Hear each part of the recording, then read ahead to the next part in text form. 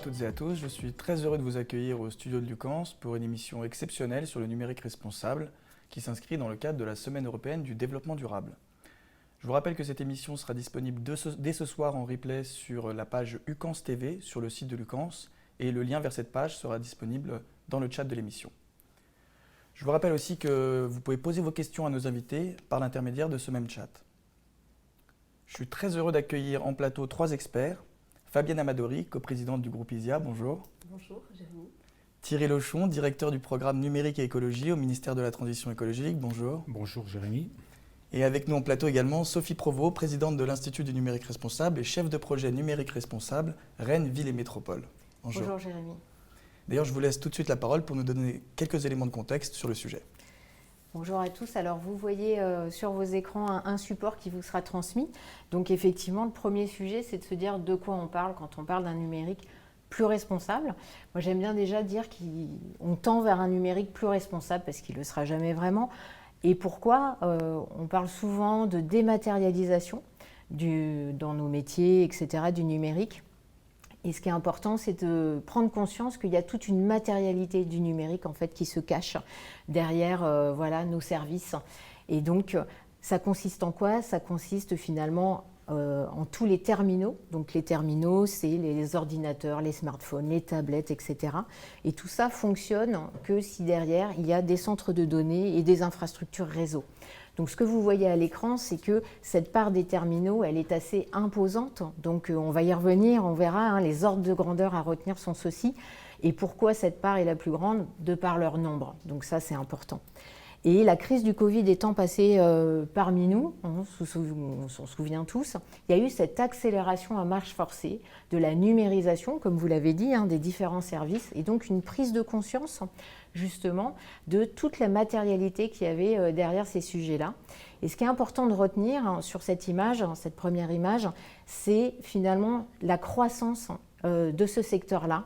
Il y a un poids du numérique, mais ce qui est d'autant plus important, c'est que c'est une croissance exponentielle parce qu'on vit dans un monde ultra connecté, les services se multiplient et qui dit service dit, comme vous l'avez compris, les terminaux, les réseaux et les données. Donc ce qu'il faut retenir, c'est cette part des terminaux, cette croissance exponentielle qui fait que,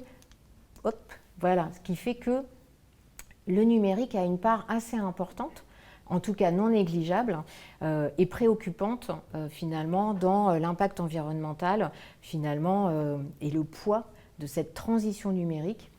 Et comme vous l'avez bien dit en introduction et en titre, l'idée c'est de faire converger les actions de transition numérique avec la transition écologique. Tout ça ne doit pas s'interférer, mais bien se matricer et converger, puisque vous l'avez vu et vous le voyez à l'écran, il y a vraiment un impact environnemental du numérique.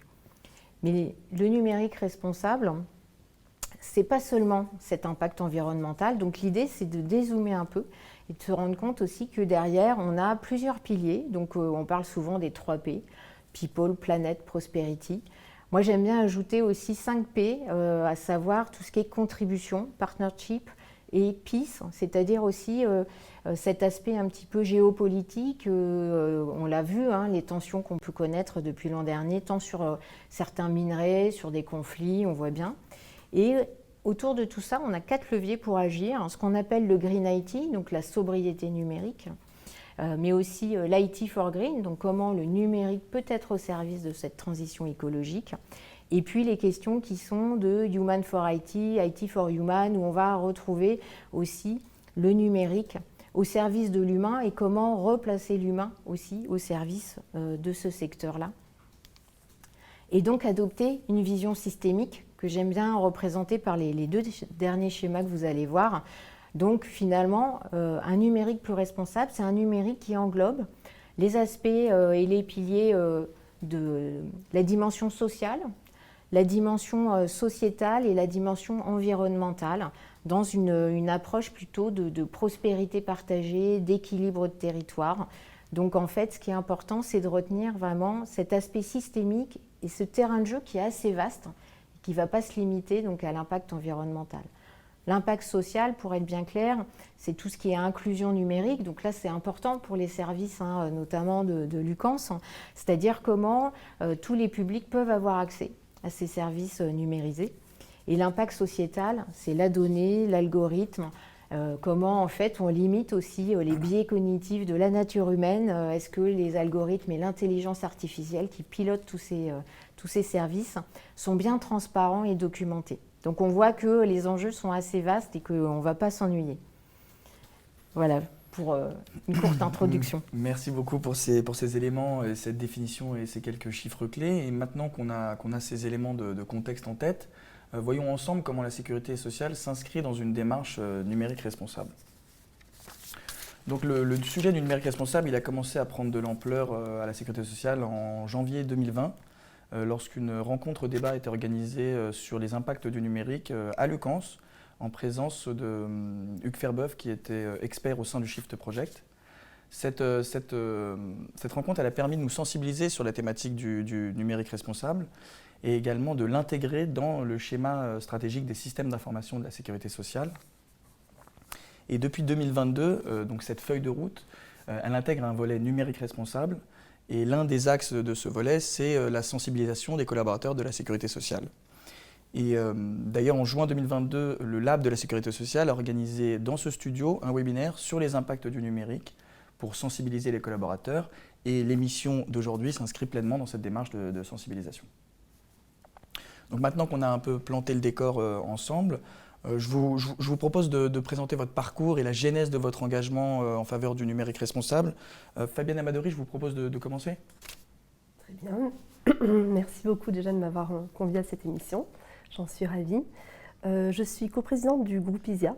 Le groupe ISIA, c'est une société de services numériques qui a fait le choix d'inscrire le numérique responsable dans sa stratégie d'entreprise il y a maintenant pas mal d'années. C'était en 2017, ça s'est officialisé. Et donc, depuis, il y a eu pas mal de chemins parcourus et ça va être un petit peu l'objet de mes partages du jour. Donc moi, je dirige cette entreprise avec Jean-François Capla depuis un petit peu plus de 15 ans maintenant. Et le groupe ISIA, c'est une société qui accompagne ses clients. Alors, c'est des structures, des organisations, des équipes de toute taille, de tout secteur qui, elles-mêmes, souhaitent s'engager dans une démarche numérique responsable. On va pouvoir les aider sur toute la chaîne de cette démarche, de la définition de la stratégie jusqu'à la mise en œuvre de plans d'action plus concrets, en passant par de la sensibilisation, de la formation bien évidemment. Ça c'est pour le pôle conseil et formation, qui est une des traductions d'ailleurs de la stratégie, du fait d'avoir inscrit le numérique responsable au cœur de notre stratégie. On a un deuxième pôle chez nous, qui est un pôle historique d'ingénierie, où on conçoit, on réalise des solutions numériques pour lesquelles en fait, on intègre l'éco-socio-conception dans toute la chaîne de fabrication de la solution, et ce qui permet de réduire l'impact du numérique sur les solutions. Donc ça, c'est quand même, on va dire, bien 80% de notre activité aujourd'hui. Ce qui fait aussi la particularité du groupe ISIA et qui explique, qui apporte des réponses sur la partie genèse, c'est que c'est un groupe qui, depuis très tôt, cultive des valeurs fortes dans son ADN. Des valeurs où on place l'humain au centre de nos réflexions, où on essaye de regarder les choses avec une approche systémique qui était citée tout à l'heure, qui nous paraît très importante, de nous questionner sur la finalité de ce qu'on fait. Et donc, naturellement, quand on a structuré notre démarche d'entreprise, la RSE a été très rapidement une colonne vertébrale de notre démarche. Et sur notre cœur de métier, comment décliner la RSE ? Ça a pris la forme du numérique responsable. Donc c'est finalement un cheminement assez évident qui a découlé par rapport à tout cela.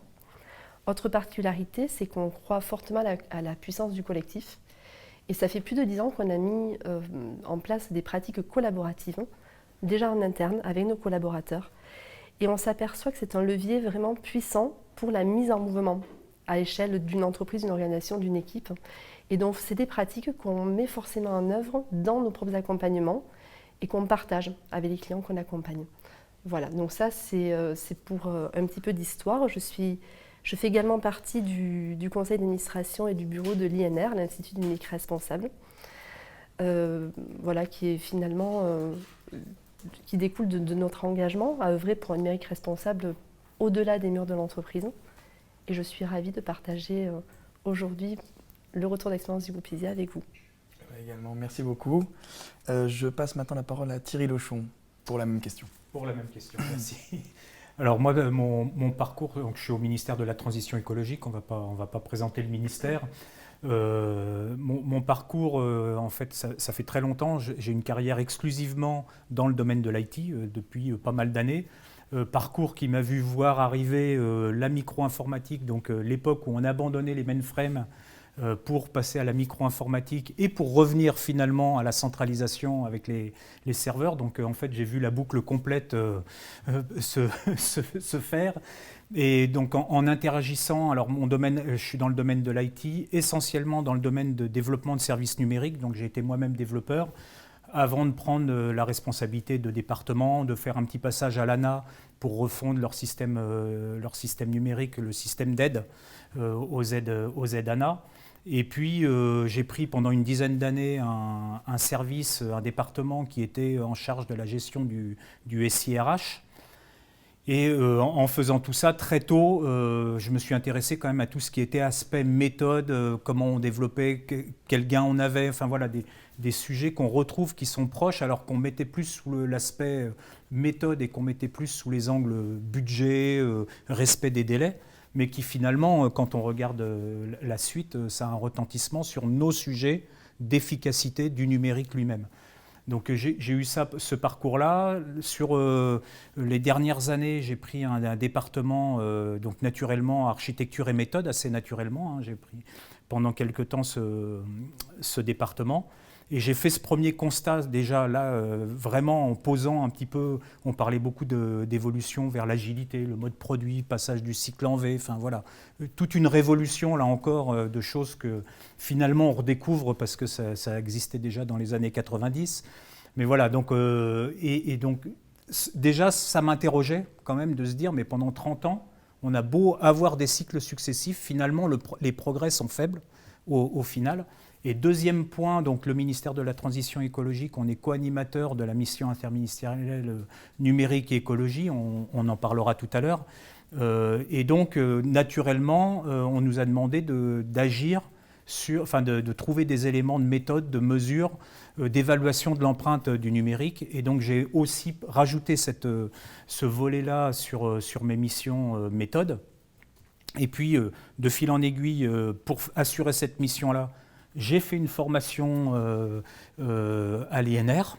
Voilà, j'ai fait la formation certifiante INR. Et donc, en fait, ça m'a vraiment fait prendre cette conscience-là que l'efficacité du numérique, certes, on a des problèmes d'efficience, d'efficacité, de budget, de respect de délai, mais on a surtout un problème d'efficacité du numérique lui-même sur l'empreinte. Voilà, et donc c'est naturellement...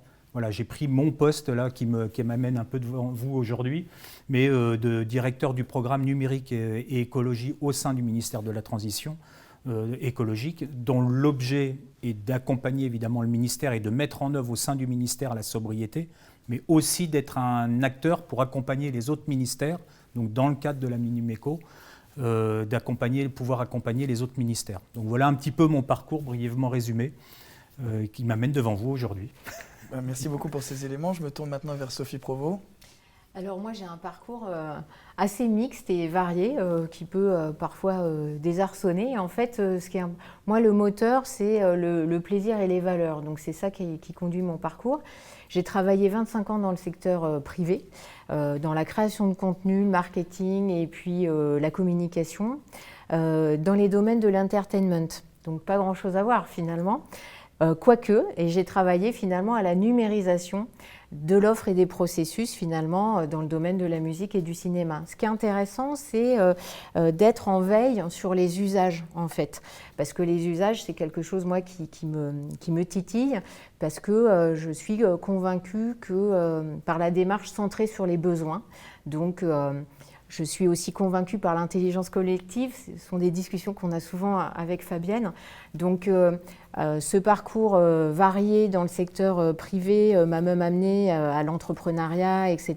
et à me former à ces techniques d'animation de l'intelligence collective par le design thinking, l'accompagnement aussi, l'approche neurocognitive et comportementale. Donc je suis allée chercher voilà, des bases de neurosciences, des bases de coaching, etc. Et finalement, quand je vous écoute, je me dis, nos métiers, c'est de l'accompagnement au changement. Donc moi, en fait, ces derniers atouts que j'ai dans ma besace sont très précieux au quotidien. Parce qu'on passe beaucoup de temps à lever des freins, à essayer d'embarquer autour de nous. Et donc j'ai ce parcours-là voilà, qui m'est propre et qui m'a amené, de par ses valeurs et ses opportunités, à rejoindre le secteur public donc depuis 2 ans au sein de la métropole de Rennes, pour piloter spécifiquement une première démarche de labellisation des collectivités de la ville et de la métropole. Et finalement, de m'installer concrètement au sein des collectivités de Rennes pour animer la mise en œuvre, et on en reparlera tout à l'heure, de cette politique publique qui est une politique publique à part entière sur notre territoire bien dynamique. Donc voilà quelques clés de parcours. Merci beaucoup à tous les 3 pour ces présentations. Et sans transition, donc, ces dernières années, le sujet de l'impact environnemental du numérique a pris énormément d'ampleur dans le débat public. Et Thierry Lauchon, comment l'État s'est emparé de ce sujet ? Alors, j'ai vu tout à l'heure, une date clé, 2019. Et peut-être avant de répondre comment l'État s'inscrit, peut-être qu'il faut se reprojeter justement avant 2019, parce que les débats ne sont pas nouveaux. Et dans tout ce que je vais vous dire sur comment l'État agit aujourd'hui et intervient aujourd'hui, il faut quand même se reprojeter sur l'état de friche dans lequel on était, où les sujets étaient évoqués, mais pas forcément structurés. Et cette date de 2019 correspond aussi à des prises de conscience qui font que l'État s'est engagé et a commencé à structurer des démarches. Voilà, donc évidemment en quelques minutes, là je ne vais pas rentrer dans les détails, on va essayer d'esquisser les différents sujets sur lesquels on intervient. Et puis je dirais que classiquement, l'État intervient à la fois dans un rôle de prescripteur, mais aussi dans un rôle de co-construction, d'animation, de facilitation. Je vais y revenir sur un certain nombre de sujets. Alors sur le sujet prescripteur, évidemment, on pense tout de suite au côté législatif, donc les 2 lois un peu fondatrices de nos actions et qui poussent aujourd'hui, qui conduisent nos actions. Donc c'est la loi pour l'anti-gaspillage et l'économie circulaire, la loi AGEC, et la 2e loi qui lui a succédé, la loi AGEC est toujours active, mais qui est venue compléter un petit peu le registre juste économie circulaire, la loi Rennes pour la réduction d'empreinte environnementale du numérique. Donc ils sont deux lois qui se complètent. La loi Rennes reprend des éléments de la loi AGEC, mais va un peu plus loin sur la formation dans les écoles. Enfin voilà, sur on parlait des data centers aussi. Voilà, sur un certain nombre de sujets, voilà, cette loi va un petit peu plus loin. Donc ça, c'est un premier volet très législatif. Je dirais que dans le côté prescripteur, même si c'est moins prescripteur, mais il y a aussi des feuilles de route qui ont été établies. Donc la feuille de route numérique et environnement qui a été établie en 2020 ou 2021, voilà, qui est une des premières feuilles de route. C'est moins engageant que la loi, mais ça traçait quand même des directions à la fois pour le privé et le public. Sachant que dans le public, on avait obligation, les ministères ont obligation de la décliner, cette feuille de route. Mais voilà, ça trace une feuille de route. On a eu aujourd'hui une feuille de route décarbonation. Et ces 2 feuilles de route m'amènent un petit peu au 2e sujet, qui est le sujet facilitation de l'État, coordination, animation. Et peut-être que ça existe dans d'autres domaines, mais dans le domaine du numérique, c'est quand même assez marqué aujourd'hui, où on voit beaucoup d'acteurs. Et donc les 2 feuilles de route, alors la première, elle a été établie en concertation et avec beaucoup d'allers-retours, avec des appels à commentaires pour établir cette feuille de route qui engageait à la fois le public et le privé. Sur la seconde, sur la partie décarbonation du numérique, là pour le coup, l'État a vraiment joué son rôle d'animateur. Donc on a le Conseil général au développement durable qui a co-animé un certain nombre de groupes de travail pour faire en sorte que les acteurs du numérique eux-mêmes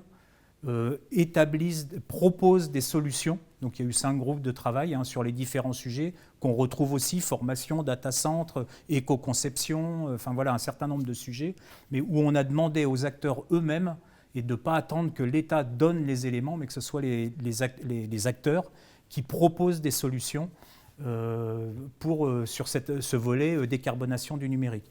Donc ça, c'est un volet animation. Je reviendrai tout à l'heure un petit peu aussi sur l'animation qu'on peut jouer au sein de la mission interministérielle du numérique et écologie.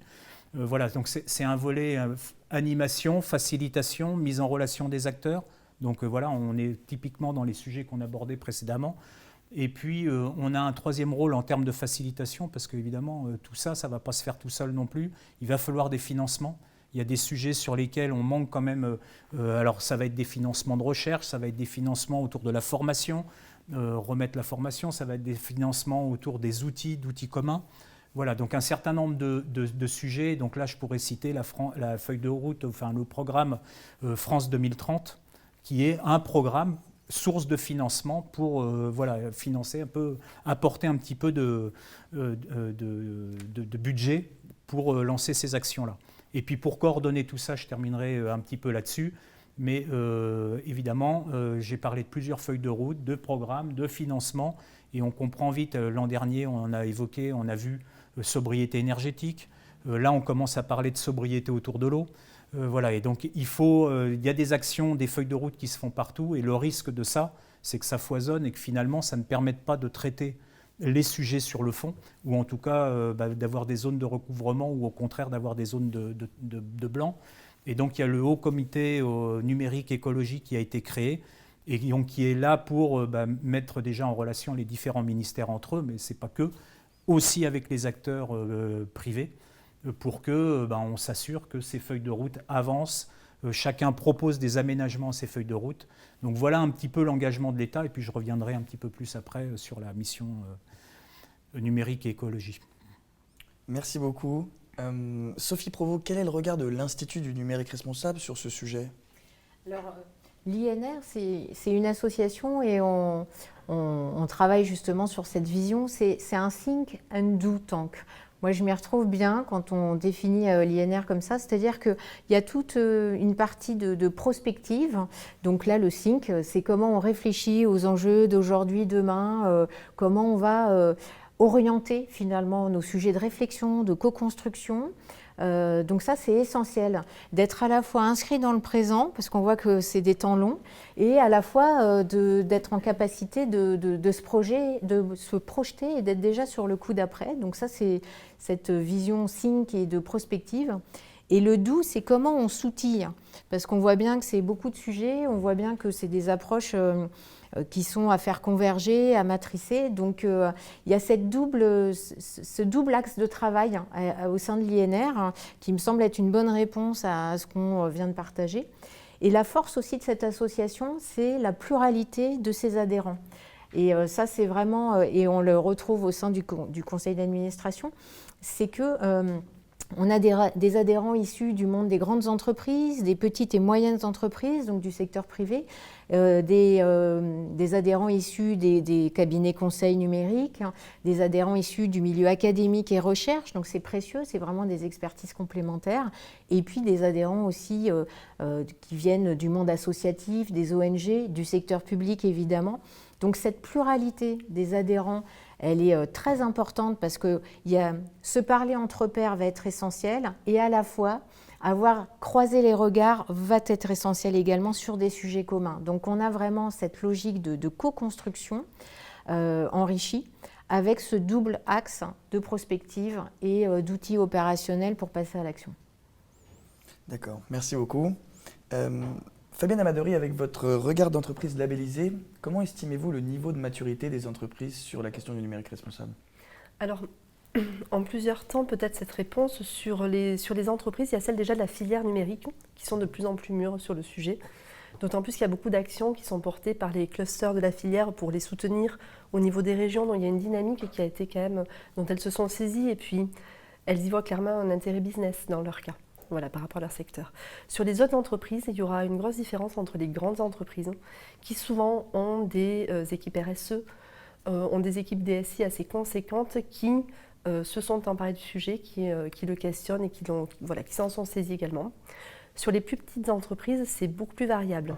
Souvent, dans ces entreprises, on va trouver des personnes qui sont vraiment concernées par le sujet, qui mènent des actions, mais peut-être quelquefois de façon isolée, et qui manquent finalement de force, de poids, de soutien de leur direction pour que vraiment ça s'inscrive au niveau de l'entreprise.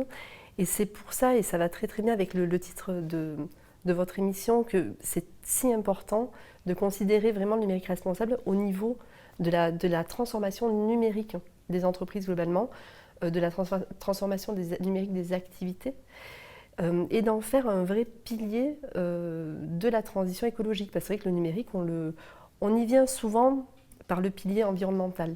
Aujourd'hui, on voit qu'on est sensibilisé sur, de plus en plus les personnes ont compris les premiers chiffres qu'on voyait, qui étaient présentés tout à l'heure par Sophie, l'impact environnemental sur tout l'aspect matériel, mais il y a aussi toute une dimension sociale, sociétale, avec notamment la fracture du numérique, tout ce qui va être inclusion, tout ce qui est éthique du numérique, où d'ailleurs vos propres structures sont très concernées par cet aspect-là, et c'est aussi une question qui est embarquée par ces problématiques de numérique plus responsables. Voilà. Merci beaucoup pour ces éléments. Je vous remercie à tous pour ces regards croisés et complémentaires. Maintenant, j'aimerais aller un peu plus loin avec vous pour savoir comment agir concrètement pour déployer une démarche numérique responsable dans une organisation. Et donc, je vais m'adresser à vous, Thierry Lochon, et je voulais savoir quelles sont les ressources mises à disposition par l'État pour accomplir cela. Alors, dans les ressources mises à disposition par l'État, il y a plusieurs. Il y a l'État et il y a tout ce qui gravite autour de l'État, notamment l'ADEME, enfin voilà, un certain nombre d'établissements publics comme ça qui interagissent aussi. Et puis, il y a l'action de l'État elle-même. Alors, sur les ressources qui sont mises à disposition, j'évoquais tout à l'heure le rôle de l'État en termes de moteur ou de facilitateur sur un certain nombre de sujets. On voit aujourd'hui que dans les tendances qui se profilent et dans l'évolution de l'action de l'État, ce n'est pas uniquement de la prescription, mais c'est aussi d'apporter justement des éléments de réponse, beaucoup en collaboration aussi avec le privé. Enfin, je réinsiste beaucoup sur ce volet-là, mais je pense que la solution, elle ne viendra pas uniquement d'un des acteurs ou que ce soit public ou privé. Elle viendra pas que du côté législatif. Il faudra sûrement y arriver et renforcer. Voilà, mais dans les éléments qui vont être mis à disposition et dans ce qu'on sent évoluer, aujourd'hui, ça va quand même être beaucoup aussi d'arriver à outiller. Je parlais des financements France 2030, etc., qui viennent renforcer un peu le dispositif. Si on parle de l'ADEME aujourd'hui, dans les outils qui vont être proposés, il y a quand même un renforcement d'un des pôles qui portait le numérique responsable au sein de l'ADEME au travers d'un programme qui s'appelle Alt Impact et qui va permettre de renforcer ce pôle-là pour travailler sur des sujets évaluation, mesures d'empreinte, etc. Et donc l'ADEME est déjà très active, elle propose déjà un certain nombre de publications. Et ça apporte beaucoup, je pense, à tous les secteurs et on peut, au travers de ces publications, partager. En général, les publications, elles ne viennent pas que de l'ADEME, mais voilà, si je reprends tout ce qui se passe autour des méthodologies là aujourd'hui, méthode d'évaluation d'un SI, etc., ça fait l'objet d'appels à commentaires, de travail, dans des groupes de travail. Voilà, c'est vraiment... Donc ça, l'État, quand même, il faut prendre l'État dans son ensemble et prendre ça. Et puis après, on a un rôle un petit peu plus particulier. Je vais peut-être venir aussi sur ce que fait la mission interministérielle numérique et écologie, parce que finalement, on se rend compte qu'en partant de préoccupations qui étaient... alors, cette mission-là, elle est née de l'établissement de la feuille de route numérique et écologie pour la feuille de route gouvernementale.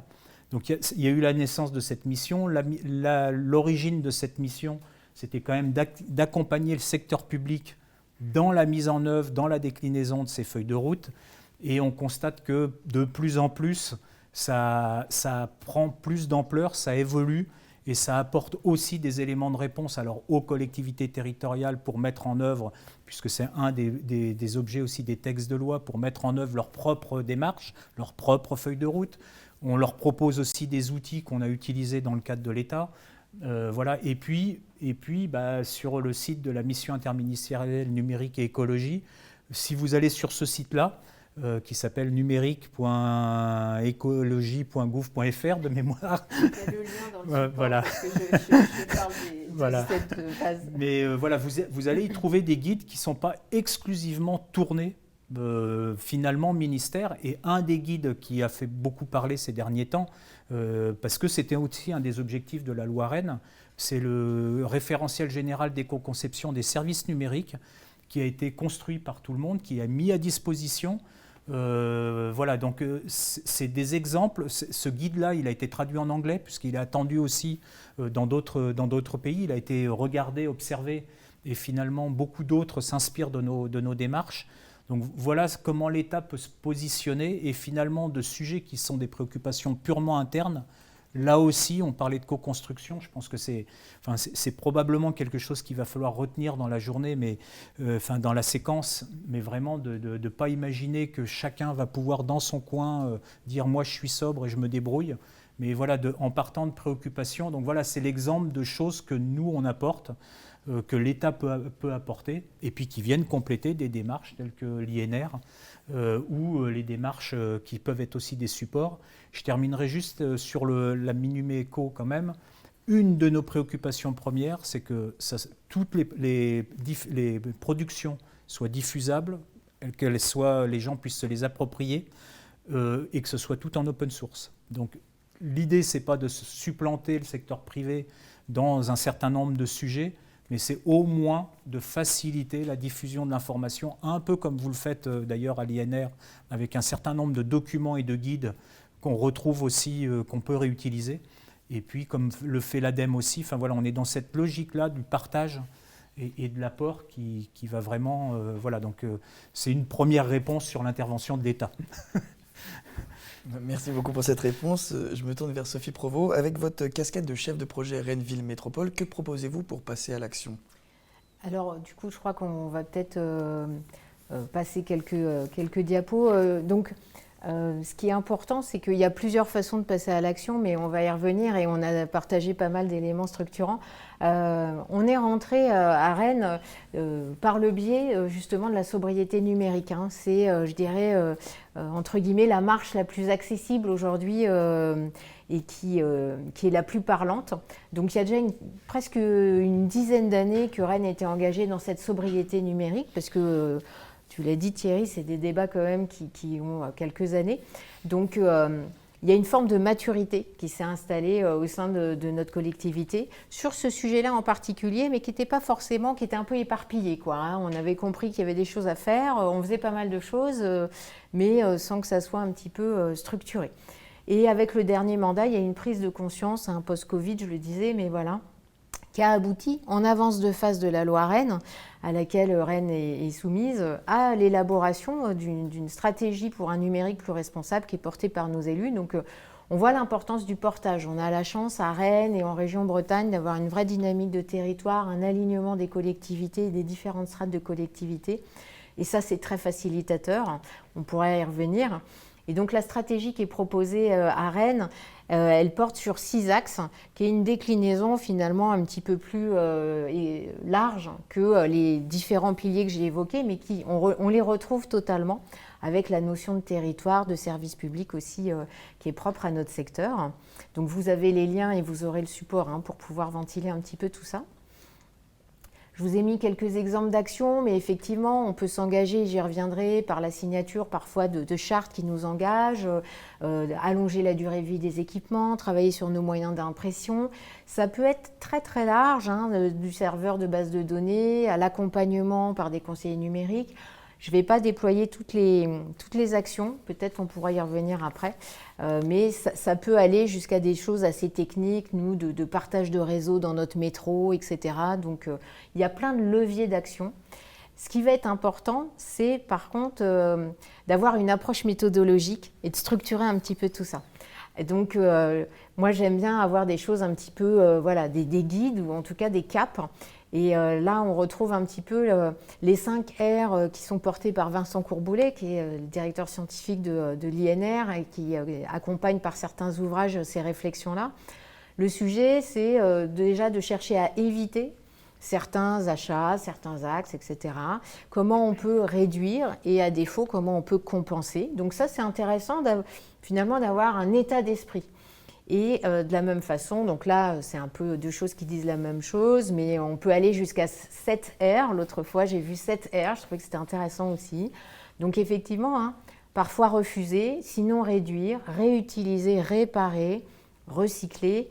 On sait qu'on a pas mal de choses qui peuvent être améliorées encore sur ces sujets-là. À nouveau, un petit schéma, j'aime bien ça, mais ça pourra vous inspirer. La première brique, c'est de comprendre. On tente de le faire ensemble et de le partager. Déjà, comprendre de quoi on parle, mesurer. On en parle souvent aussi, mesurer, je dirais, dans la juste implication. On a des difficultés à mesurer, on a des difficultés à avoir des indicateurs.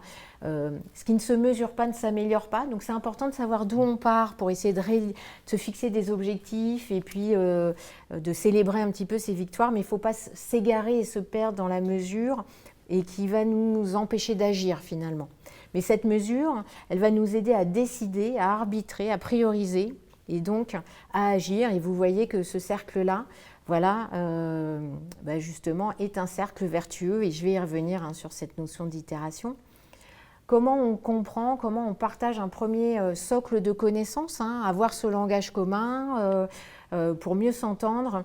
Je vous ai mis quelques éléments justement pour faire ce premier pas de sensibilisation. Donc la fresque du numérique, on peut aussi s'en emparer, travailler sur la phase action. C'est vraiment une première prise de conscience en intelligence collective qui fonctionne bien. Il y a différents MOOC, celui de l'INR, celui de l'INRIA, qui sont aussi disponibles, qui permettent de certifier des premières étapes de compréhension. Et puis on peut aussi faire appel à des experts, des cabinets pour pouvoir former en interne plus collectivement. Il y a des parcours qui existent, des parcours qui s'inventent en région Nouvelle-Aquitaine, en région Occitanie, en région Normandie aussi. On voit bien qu'il y a pas mal d'initiatives qui se développent. Donc beaucoup d'inspiration et de capitalisation à avoir. Je ne fais pas de la pub, je ne suis pas commissionnée, mais bien sûr, on s'appuie évidemment sur les ressources dont parlait Thierry, qui sont hyper structurantes, quel que soit le secteur. Donc, bien évidemment, les ressources de l'ADEME, de la Minumeco sur les achats responsables, sur les démarches et les bonnes pratiques, qui sont vraiment des ressources très précieuses. Donc, on a cette même approche de commun et de licence ouverte entre l'INR et la Minumeco, mais on s'en sert au quotidien, je dirais nous, à Rennes, et puis tous les écosystèmes avec lesquels je travaille, ça peut être nos pôles de compétitivité, nos associations, les communes de notre métropole. Donc vraiment, ce sont des ressources partagées. L'ANCT aussi qui accompagne les territoires et qui a constitué une base de commun. Donc là, on voit toute cette logique aussi qui est à disposition et qui est précieuse. Donc je vous ai mis les liens. Et cette démarche-là, elle s'inscrit un peu dans un parcours, une première déclaration d'intention, pour reprendre les termes de Fabienne que j'apprécie. Ça peut être effectivement signer la charte numérique responsable de l'INR, parce que c'est un premier jalon qui engage, qui permet de communiquer, qui permet de fédérer. Donc c'est un premier pas, mettre le pied à l'étrier dans cette démarche et dans cette étape de maturité. Pour aller plus loin, on peut aussi, pour structurer sa démarche, s'appuyer sur le référentiel du label, qui comporte 48 lignes, qu'on va s'attacher à enrichir, parce que le numérique va très vite, vous l'avez compris. Donc, il manque des petites choses aujourd'hui et ça fera l'objet d'un groupe de travail à venir. Donc, comment on structure? Nous, on s'est beaucoup appuyé sur cette démarche de labellisation, justement, pour comprendre où est-ce qu'on en était et où est-ce qu'on pouvait aller plus loin, jusqu'à s'inscrire dans cette démarche de labellisation. Donc là, il y a 2 marches dans ce label, en fonction de la maturité. Donc ça permet de faire ce diagnostic, de se positionner et de savoir comment on peut s'engager. C'est un label de progression qui permet de s'inscrire dans la durée et qui permet de poser des engagements, d'avoir ce travail d'équipe. Mais je crois que Fabienne va y revenir un petit peu plus tard. Et j'aime bien aussi dézoomer, c'est-à-dire que on a aussi les 17 objectifs de développement durable à une échelle plus internationale qui sont importantes. Quand on va chercher des financements auprès des ministères, c'est la grille de lecture, c'est la grille de présentation des démarches. Donc je trouve que c'est important de dézoomer jusque-là et de dire ça peut aussi être un levier structurant, de vous rapprocher des 17 ODD, et notamment quand on est dans des services auprès des citoyens, parce qu'on voit que les enjeux vont bien au-delà du numérique et ce qu'on a évoqué précédemment. La démarche de co-construction, comment on peut lever les freins. Moi, j'aime bien cette image du puzzle parce que ce n'est pas avec des pièces similaires qu'on fait un puzzle. Donc j'aime bien cette allégorie, cette métaphore, parce qu'en fait, c'est les différences qui feront que tout ça va fonctionner et qu'on va pouvoir assembler quelque chose de constructif. L'itération, ça c'est très important aussi. On en parlait un petit peu avant de passer en débat, mais de se dire que c'est une démarche de formation et d'amélioration continue, et c'est la diapo d'après, mais je ne peux pas m'empêcher finalement de la spoiler, parce qu'on est dans cette démarche où on avance, on expérimente, on prototype, on essaye, on retrouve les bases du design, hein, c'est-à-dire on va s'attacher aux besoins, on teste, il manque des choses, on y retourne. Les choses ne vont pas être parfaites, hein. Les réponses qu'on a aujourd'hui vont pouvoir parfois évoluer et changer de braquet quelques mois après. C'est contre-intuitif, notre cerveau n'aime pas trop ça, hein. Il aime bien les modes automatiques. Si on pouvait avoir qu'une seule réponse, ça ne fonctionne pas comme ça. Donc, détendons-nous, essayons ensemble, partageons nos échecs, nos réussites. Il vaut mieux se tromper vite pour réussir plus longuement ensemble. Donc ça, c'est important, mais c'est des modes de pensée qui sont importants de partager. L'amélioration continue, ça fait écho à ce que je viens de vous partager. Et puis en dernier, la politique des petits pas. On parlait de maturité. Il ne faut pas mettre la première barre trop haute, hein. Ça peut faire peur, on n'a pas tous la même maturité, mais il y a plein de choses à faire et c'est important de célébrer les premières victoires et de capitaliser. Donc j'aime bien aussi partager un petit peu ces grands principes d'action. Donc à Rennes, on s'attache à mettre tous ces éléments de méthodologie, d'action, de structuration et d'état d'esprit au quotidien en œuvre. On ne s'ennuie pas et parfois on trébuche et puis parfois on avance. Et voilà, c'est ça qu'il faut retenir. Donc voilà un petit peu ce que je peux vous dire sur comment on peut être en action sur ces sujets-là. Très bien, merci beaucoup. Je rappelle juste que le lien de téléchargement de ce support de présentation est disponible dans le chat de l'émission, hein, pour ceux qui le souhaitent. Fabienne Amadori, pour agir concrètement, vous avez lancé une démarche de labellisation du groupe ISIA en 2020. Quel retour d'expérience vous pouvez dresser aujourd'hui ? Alors, je vous remercie pour cette question qui est très intéressante. C'est vrai que je vais vous parler peut-être un petit peu pour compléter. On a eu un très beau panel de tous les outils, de tous les supports, les éléments, les ressources dont on pouvait avoir besoin pour agir concrètement. Et c'est vrai que nous, on a fait le choix. Alors, le label, c'est un outil dans une démarche beaucoup plus globale, hein, qui s'inscrit d'abord dans la stratégie de l'entreprise. Sinon, ça manque un petit peu de prise et de support. D'ailleurs, c'est très, très important qu'il y ait les soutiens des directions, qu'il y ait vraiment un embarquement global du plus grand nombre, parce qu'une démarche à label numérique responsable, ça va être collectif. Ça va être tous les services qui vont être concernés et ça va même être les partenaires qu'on va embarquer avec nous dans l'aventure. Donc c'est vraiment une démarche qui engage beaucoup d'acteurs dans l'organisation et autour. Et quand nous, on a fait le choix de cet outil, c'était pour venir finalement nous aider à structurer des actions qu'on avait déjà en cours, déjà engagées. Mais ça a été un outil assez puissant, puisque ça nous a permis déjà de faire ce fameux diagnostic de où est-ce qu'on partait, quel était notre niveau de maturité, qu'est-ce qui était déjà en place concrètement. Le référentiel que Sophie présentait tout à l'heure permet vraiment de venir passer en revue les différentes dimensions de l'entreprise.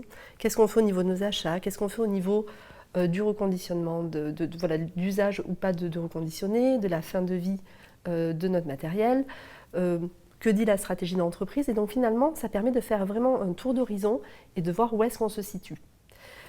Une fois qu'on voit où est-ce qu'on se situe, on rapproche quand même cela de notre stratégie d'entreprise. C'est quoi notre secteur métier, vers où on veut aller, à quelle vitesse, quels sont les moyens que nous avons. Et c'est ce qui va permettre finalement de mettre en place une première démarche et de prendre des engagements qui sont cohérents, suffisamment ambitieux, mais pas trop, pour pouvoir les tenir et avoir ces fameuses boucles de rétroaction sur ce qu'on est en train de faire. Et là, en effet, il y a deux marches. Il y a un label niveau 1, avec un processus sur 2 ans, un label niveau 2 sur 3 ans. Nous, on a fait ce choix-là. On a été la première entreprise de labelliser, donc on a aussi un petit peu défriché le terrain. Ce qui était assez intéressant, c'est que très rapidement, on s'est mis en mode partage d'expérience vers les autres organisations. Et c'est ce qui finalement est à l'origine, ça on ne l'avait pas vu arriver, de la création de notre offre conseil.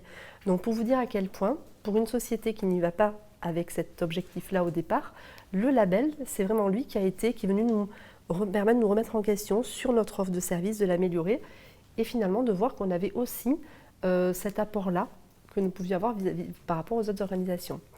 On est ressorti donc de cette première étape avec 19 engagements, une étape à mi-parcours à 18 mois, donc principe d'amélioration, qu'est-ce qu'on a atteint, qu'est-ce qu'on n'a pas atteint, mais pour quelles raisons.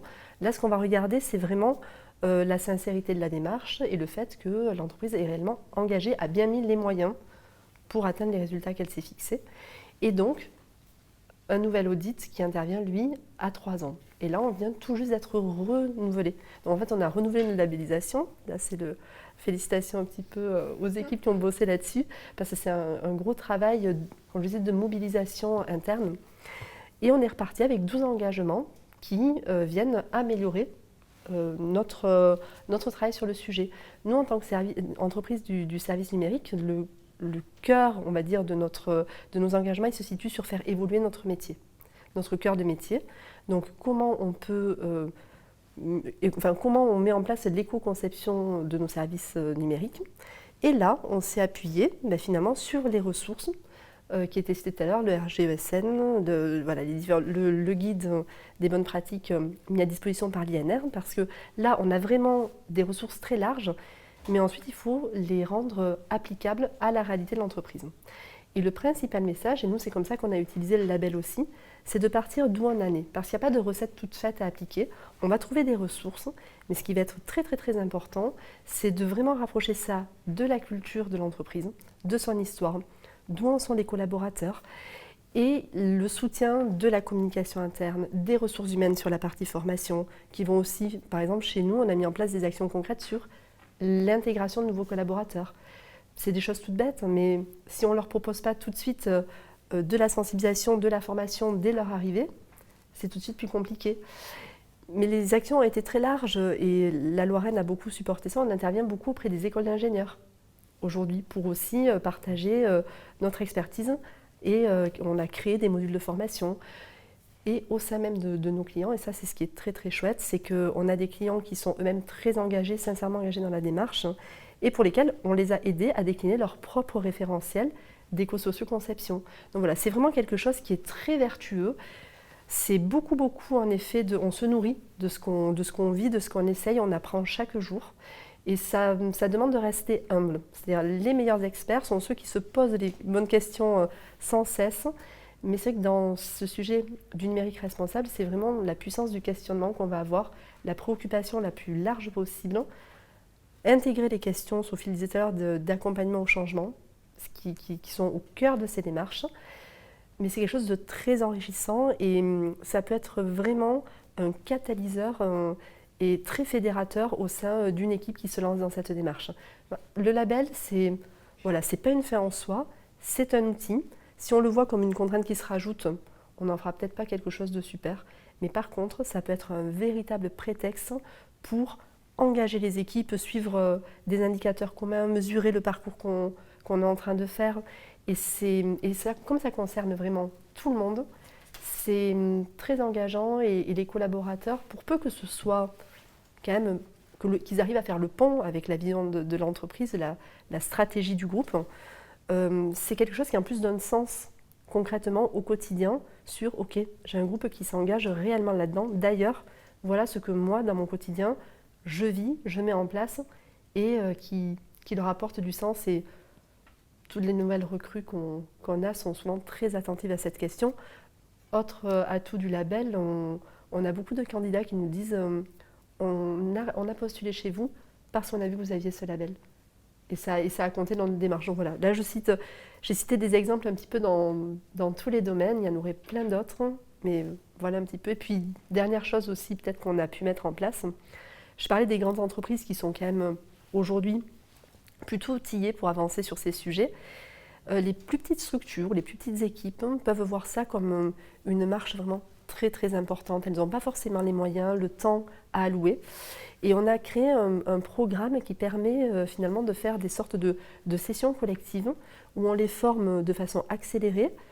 On utilise la première marche du label, le niveau 1, pour leur permettre de tout de suite faire la photo de ce qu'elles font déjà, les encourager, identifier les quick wins et partir concrètement dans l'aventure, se lancer. Pour les plus grandes entreprises, on est quand même sollicité, mais là, on va être plus sur souvent des diagnostics d'opportunité. Parce qu'ils ont, la personne qui, par exemple, a ce sujet à cœur dans l'entreprise a besoin d'embarquer sa direction générale, de pouvoir communiquer. Donc là, on est vraiment plus sur ce genre de diagnostic en termes de démarrage. Et le label s'invite très souvent, parce que c'est un outil qui, bien utilisé, est assez efficient. Voilà pour le retour d'expérience. Eh bien, merci beaucoup pour toutes ces réponses très complètes. Avant de passer à une séquence de questions-réponses, d'ailleurs, je vous invite à continuer à poser vos questions dans le chat et nous y répondrons après cette séquence. Je voulais juste avant vous poser une dernière question à chacun. Quel conseil donneriez-vous à un organisme qui souhaite se mettre en action dès maintenant? Et je vous propose, Sophie Provost, de commencer. Alors, je vais laisser un conseil à Thierry, parce qu'on avait le même. En fait, je vais faire écho à ce que vient d'évoquer Fabienne, qui j'espère que je ne te prends pas ton conseil, mais que je trouve intéressant, c'est-à-dire que le numérique responsable, c'est un axe de la RSO, et je pense que c'est un axe aussi de la marque employeur. On connaît les difficultés à recruter de nouveaux talents, à les fidéliser. Je pense qu'aujourd'hui, démontrer cette prise de conscience et cet engagement dans les problématiques et les enjeux qui sont ceux auxquels on doit faire face, à mon sens, toute l'organisation a à y gagner, tant en interne, je dirais, qu'avec les écosystèmes externes qu'on a pu évoquer. Et ça peut être un vrai bon levier aussi de marque employeur et donc de recrutement de nouveaux talents, et Dieu sait qu'on en a besoin aujourd'hui. Donc du coup, je vais partager celui-ci. Merci beaucoup. Je donne maintenant la parole à Thierry Lochon pour la même question. Et ben voilà. Donc je vais prendre ma réponse, mais j'en avais d'autres en réserve. Oui. Non, mais peut-être, s'il n'y avait qu'un seul conseil à donner, c'est de dire il faut y aller. On a vu, là, de toute façon, il n'y a pas de démarche unique. Il y a finalement pratiquement pas de bonne réponse. Il y a juste, c'est comme quand on a envie de courir. On peut aller acheter les baskets, on peut passer son temps sur Internet pour regarder comment s'entraîner. Il y a un moment, il va falloir y aller, et il n'y aura de toute façon pas de mauvaise action, sauf prendre le risque de se faire mal. Mais dans le numérique responsable, ça n'existera pas de toute façon, ce sujet-là. Et donc, voilà, ne pas hésiter à s'engager. Ne pas attendre la perfection, on l'a évoqué aussi de toute façon. Commencer la politique des petits pas, ça a été dit. Voilà, c'est d'aller là. Peut-être le dernier conseil aussi, justement, et si je dis y aller, c'est pour éviter de trop gamberger en se disant je vais regarder, on a vu que là on peut peut-être gagner. Alors le bon exemple, c'est la sobriété énergétique par exemple, où on se dit là si on met les PC en veille le midi donc on va passer des heures et des heures à réfléchir à une stratégie. On sera bloqué sur ce point-là et finalement rien n'avancera, alors que on y va. Il existe un ensemble de ressources, on l'a évoqué, on y va, on commence, et puis après les choses se mettent en place progressivement de toute façon. Et puis je vais paraphraser, mais effectivement, même dans la fonction publique, aujourd'hui, on commence pour recruter à avoir des gens qui se préoccupent aussi de ces sujets-là, quand ils viennent. Alors dans la fonction publique, on a de moins en moins de fonctionnaires établis, des corps, des fonctionnaires tels qu'on les avait jusqu'à maintenant, et de plus en plus on a recours à des agents contractuels, même si c'est des CDI. Mais et un des premiers sujets, il y a tous les sujets sociaux qu'on évoque, télétravail, mais la préoccupation c'est est-ce que vous agissez, et on s'appelle ministère de la transition écologique par exemple chez nous. Et c'est aussi un critère. Moi, le seul encouragement, c'est allez-y. Il y a les ressources. Maintenant, il faut franchir le pas. Merci beaucoup pour ces éléments. Fabienne Amadori, je vous propose de conclure sur cette même question. Du coup, je vais essayer de compléter. Moi, j'inviterais des personnes qui auraient envie de se lancer à peut-être réunir quelques collaborateurs qui ont des regards à croiser, un petit peu à l'image de ce que Sophie citait tout à l'heure au sein de l'INNR, avec différents regards dans l'entreprise, pour pouvoir déjà peut-être faire un autodiagnostic. Qu'est-ce qui existe? Qu'est-ce qui est déjà en place? Parce que c'est déjà assez encourageant et satisfaisant de voir qu'en fait, il n'y a pas rien qui est fait. Ça permet aussi de tout de suite identifier les premiers quick wins qu'on peut mettre en œuvre. C'est encourageant, et là, on y est déjà en fait quand on fait ça. Au-delà de passer un moment convivial, collectif, à phosphorer, qui est aussi très agréable et bon pour la santé, je pense. Et une fois qu'on a ça, finalement, c'est se poser la question de si on allait plus loin, pourquoi on irait plus loin? C'est quoi qu'on poursuit finalement avec une démarche? Je pense que c'est une question qui reste assez importante pour que ça s'ancre dans une logique et que ce ne soit pas quelque chose qui se rajoute, mais qui vienne finalement soutenir la stratégie, la politique de l'organisme qui mettrait ça en place. Bien évidemment, d'aller faire un tour sur le site de l'INR, sur le site du gouvernement, parce qu'il y a plein de ressources, vous l'avez compris, il y a de quoi très rapidement se former et voir que finalement, on a déjà telle pratique en place, tel usage, mais finalement, ça, c'est faire du numérique responsable. Quelquefois, ce pont-là, il ne se fait pas. Donc déjà, de prendre le temps de faire un arrêt sur image, et on voit qu'on a déjà un bon socle pour démarrer, puis en effet, chausser les baskets et puis se lancer. Voilà. Merci beaucoup pour ces réponses. Avant de passer à cette séquence de questions-réponses, je vous encourage à répondre au questionnaire de satisfaction dont le lien est dans le chat de l'émission, ce qui nous permettra d'avoir un retour et du coup d'améliorer ces émissions pour l'ensemble des spectateurs. Et maintenant, je vous propose donc de passer aux questions-réponses. Je vais donc vous poser tout de suite la première question. Alors, donc c'est une question pour Monsieur Thierry Lochon. Donc, vous avez évoqué quelques initiatives de l'État en matière de numérique responsable. Si on regarde ce qui se fait ailleurs, peut-on considérer la France comme un bon élève ?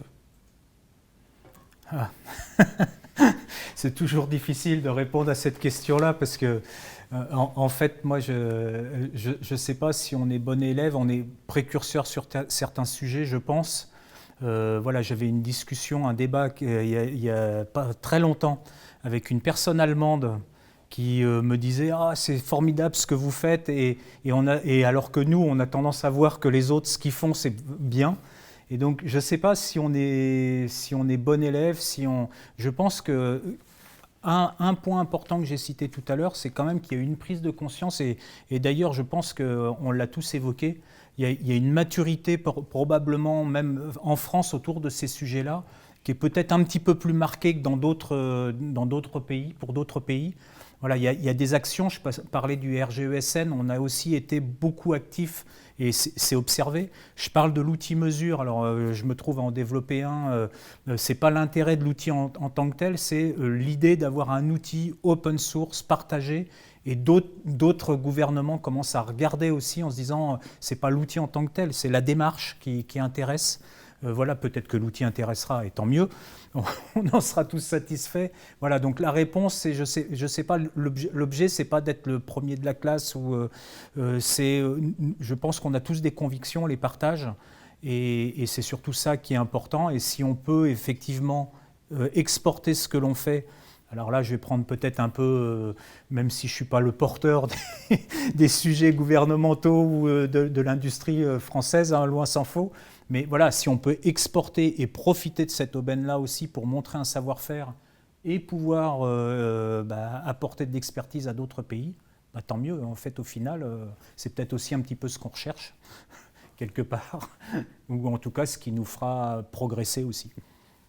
Merci beaucoup pour cette réponse. Je vous pose tout de suite une deuxième question, cette fois-ci pour Sophie Provost. Il est souvent recommandé de limiter les mails pour réduire l'impact environnemental du numérique. Est-ce que c'est une action vraiment efficace ? Alors, c'est une très bonne question qui revient souvent. Quand on parle de numérique responsable, spontanément, j'ai énormément de personnes qui me disent « Ah oui, les mails ». Ce qu'on voit et ce qu'on a vu, c'est... on parlait tout à l'heure avec Thierry d'économie d'énergie, ça vaut aussi pour votre énergie personnelle. Alors, il y a des bonnes pratiques à avoir, de limiter l'envoi de pièces jointes trop lourdes, d'envoyer des liens en interne plutôt que de partager à 5000 collaborateurs une pièce jointe mal numérisée qui ferait 2 mégas, etc. Mais vous épuisez pas. Hein. Finalement, si vous gardez votre ordinateur 2 ans de plus, si vous avez un seul écran déporté au lieu d'en avoir 2, si vous éteignez votre ordinateur en partant du bureau, si vous n'achetez pas le dernier smartphone lors de sa sortie, mais que vous conservez le vôtre 2 ans, vous allez gagner mais tellement plus d'impact avec moins d'énergie. Donc les boîtes mail, oui, mais il y a tellement d'autres choses qui viennent avant que je suis aussi pour l'économie d'énergie personnelle pour viser un impact maximum avec un minimum d'investissement entre guillemets. Donc Donc oui, mais pas tout de suite, pas en premier. Il y a d'autres actions plus impactantes. C'est très clair, merci beaucoup pour cette réponse. Et je terminerai par une question pour Fabienne Amadori sur parmi les entreprises françaises engagées dans le numérique responsable, qui sont les autres bons élèves, à part le groupe ISIA qui est donc labellisé depuis 3 ans? En tout cas, on parle beaucoup. On a la chance d'accompagner par exemple le groupe Pierre Fabre, qui a une démarche réellement sincère, hein, et on les accompagne depuis 2021. D'ailleurs, je pense qu'ils font partie des adhérents de l'INR. Ils ont vraiment construit une démarche pas à pas qui est fortement ancrée, et ils se lancent d'ailleurs dans une démarche de labellisation, donc on peut les encourager. On a pas mal travaillé avec l'Ifremer, avec BPCE. Ça, c'est des entreprises que je peux vous citer parce qu'on a vraiment travaillé avec elles. Par exemple, pour BPCE, on a construit tout un programme de formation de l'ensemble des agents de la filière numérique en interne. C'est à peu près un peu plus de 1000 agents, où là, on a des formations plus spécifiques sur leur métier. Donc voilà, c'est des personnes qui construisent des programmes pour vraiment donner au moyen à leurs équipes de s'approprier le sujet. Voilà pour quelques noms. Je pense que j'avais le droit de les citer, ceux-là, sans souci. Puis bien évidemment, Rennes Métropole, et puis le groupe La Poste. Je pense que toutes les entreprises qui sont représentées au sein du conseil d'administration, au sein des adhérents de l'INR. Donc ce qui est chouette, c'est de voir effectivement qu'il y a un mouvement qui se fait, qui est palpable, mais qui est à encourager malgré tout. D'où l'émission d'aujourd'hui pour encourager. Et je compléterais qu'on voit ce mouvement-là aussi du côté des ESN. Oui. Qui est quand même aussi un gros changement. C'est-à-dire que ce mouvement-là, il est effectivement aussi, on n'en parle pas beaucoup, on a tendance des fois aussi à les mettre un peu au pilori, mais voilà, on sent un changement qui s'est opéré un petit peu partout. Et qui est nécessaire parce qu'ils sont vraiment auprès des structures pour les accompagner. Donc je pense que c'est vraiment un levier très très important dans la mise en mouvement globale de tout le monde. Merci beaucoup pour vos réponses. Je voudrais vous poser une petite dernière question collective sur la question des impacts de la visio, des impacts environnementaux de la visio. Est-ce que des outils de visio, est-ce qu'on peut mettre en place des pratiques pour réduire ces impacts ou en tout cas pour les limiter? Alors, je ne vais pas vous développer, je ferai passer un petit lien. Nous, on a mis en place par exemple un petit MOOC qu'on laisse en libre accès sur l'usage de Teams, par exemple. Voilà, qui est très pratique, et toutes les personnes qui l'ont testé ont visiblement appris quelque chose. Donc je vous le partagerai parce que c'est vrai que Microsoft Teams est assez répandu, et vous verrez, ça va assez loin. Après, en effet, il y a des réflexes sur l'usage de la caméra, la mettre pour les premiers moments de contact et puis la couper. Mais moi, je vais vous donner des conseils peut-être pas hyper experts. Dans le MOOC, ça va beaucoup plus loin. Et je vous communiquerai le lien. Avec grand plaisir, voilà. Merci beaucoup. Et on le trouve sur le net en cherchant MOOC, Teams, ISIA. Je pense qu'on a pas mal communiqué dessus. Le voir avec oui. Je partagerai bien aussi une des ressources qui est My Impact CO2, qui permet aussi de relativiser un petit peu certaines choses. On voit qu'il y a des questions qui se posent très pratico-pratiques du quotidien. Moi, je trouve qu'il faut mettre l'énergie au bon endroit. Et parfois... la visio Teams, il n'y a pas une seule réponse, on va le répéter beaucoup. Et parfois, ce qui va être important, c'est de se dire voilà, ce que ça représente par rapport à une vision plus systémique. Parce que c'est une question qui n'est pas assez précise. C'est est-ce que c'est plus important parce que j'aurais pas pris ma voiture, parce que j'habite ici, parce que mon électricité. La réponse ne va pas être la même si je fais de la visio aux États-Unis, en France ou en Allemagne, parce que le mix énergétique n'est pas la même. Est-ce que j'ai pris une voiture, mais quelle est ma voiture? J'ai économisé mon temps de trajet, il y a combien de personnes? Donc vous voyez un peu la complexité pour faire une vraie réponse. Donc on va regarder le MOOC, on va remettre les choses à leur place. Mais ce qui va être important, c'est si on a besoin de tout le non-verbal, qui est quand même à 80% de notre communication, il va falloir allumer sa caméra. Et sinon, effectivement, être coupé. Donc, oui. Je vais rebondir, Sophie, sur ce que tu viens de dire. C'est très important quand on questionne un petit peu plus large. Donc, il y a des bonnes pratiques quand on utilise l'outil de visio. Après, pourquoi on utilise la visio? Je pense qu'il faut aussi faire attention à ce qu'elle ne devienne pas un petit peu systématiquement un remplacement. C'est vrai qu'aujourd'hui, c'est très pratique quand on est à distance, quand on est en télétravail, mais qu'on ne perde pas le réflexe de se croiser en vrai. Oui. de cultiver aussi ce lien et ces interactions, même ne serait-ce que prendre le téléphone, voilà, et d'essayer d'utiliser ces alternatives quand on le peut. Mais là, on est vraiment plus sur une démarche de lien social et ça reste très, très important. Voilà. Et moi, je compléterais que la question sur la visio, c'est à peu près le même sujet que la question sur la messagerie. C'est-à-dire que d'abord, c'est ce que je disais tout à l'heure, on peut vite se perdre. Voilà, c'est l'exemple de sujet où on va passer beaucoup de temps, beaucoup d'énergie pour finalement gagner pas grand-chose. Et sur ces sujets-là, que ce soit le mail, que ce soit la visio, c'est peut-être pas l'impact ou le gain environnemental qui est à évaluer en premier, c'est peut-être plutôt justement le numérique responsable et sous tous ces aspects. Et c'est peut-être ça qui est le plus important derrière à se poser comme question, parce que sinon, c'est comme le mail, il n'y a pas de réponse unique, il y a des mails qui sont nécessaires, il y en a qui sont totalement inutiles, et puis, comme on dit, voilà, ça dépend où on va se trouver. Donc moi, je pense que ces questions-là, qui sont des questions d'usage, alors moi, j'aime bien dire que de toute façon, sans usage, il n'y aura pas de matériel, et donc quand il n'y aura plus la sobriété numérique, sera gagnée. mais voilà, donc c'est cette question des usages qu'il faut reposer en fait en premier, c'est pourquoi on fait tout ça, et en deuxième rideau, c'est quel impact ça a sur mon infrastructure, et donc qu'est-ce que je peux gagner si voilà, j'ai des actions menées, mais pas sur j'éteins ma caméra. De toute façon, mon PC, je l'ai, et le fait d'éteindre ma caméra ne va pas faire que je vais décommissionner. Je vais décommissionner un serveur ou un data center. Donc voilà, ces questions-là, elles sont effectivement, moi, on les a souvent. C'est les premières questions, donc c'est pas étonnant qu'on les ait aussi. Mais je dis, voilà, c'est pas forcément le premier sujet. Et encore une fois, moi, je dis, sans usage, il n'y aura plus de matériel, donc on aura gagné, en fait. Donc, mais il ne faut pas en arriver là non plus, c'est pas le sujet. Si vous m'autorisez à rebondir, c'est super important parce qu'en effet, derrière le rideau, il y a la question du besoin. On ne questionne pas suffisamment le besoin. Nous, dans les approches qu'on a quand on fait des solutions, les premiers ateliers du UX, tu parles de design thinking tout à l'heure, c'est vraiment re-questionner le besoin. Si on revient au besoin essentiel, il y a des fonctionnalités qu'on ne développe jamais. Il y a des usages qu'on... Voilà. Et c'est vraiment...